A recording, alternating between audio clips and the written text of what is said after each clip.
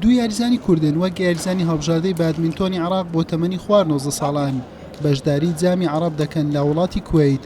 باڕاهێنەراتی ڤان شەوقی ڕۆژانە لە نێو کەمپێکی مەشق و ڕاهێنانن بۆ پاڵاوانتێکە. زیاتر لە 10 ڕۆژە دەستیان پێکردووە و تاوەکو کاتی پاڵاوانتێکەش بەردەوام دەبن. بەڕاستی ئێمە کە منتەخەبی عێراق ئامادەکاری ئەوەندە باش نەبوو، چونکە خەتای ئیتیحادەکەی بوو کە بەڕسمی ئەترافیان پێ نەدەکرد بوو تا هەیە مۆقەتەیاندانە ئەوزە کە قەراریاندا مەعسکەرتەریبی دەست پێ بکە. لەوانە هیچمان دەویست پێویستمان بە 2 مانگ بوو تەمرینی بکەینەوە خۆم ئامادە بکەینەوە لەو بوتوڵەی. ئینشاءڵڵەش ئێستا نەتیجەیەکی باش دەینینەوە کە ژێر 90 و ژێر 70 کە تەمرینی بەیانی و عەسری دەکەنەوە لە 22 تا 8 ئەو 15 ڕۆژ ئینشاءڵڵە شتێکی بەدەستی دەینی.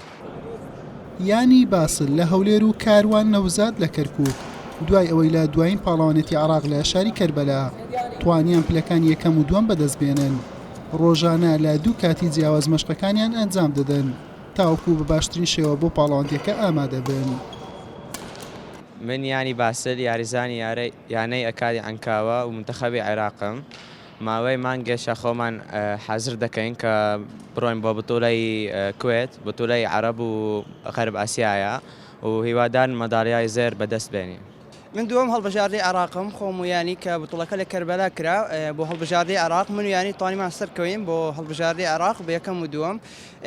ماوەی 10 ڕۆژە لێرەین بۆ کەمپێکی مەشق بۆ پاڵاوانەتی عەرەب کە لە کوێت دەکرێت. ئینشاءڵڵە نەتیجەیە باشمانە بێ لەوێ بە پشت بەخوا ئینشاءڵڵە میدالی زەهەڤی شێنینەوە زێر ئینشاءڵڵە.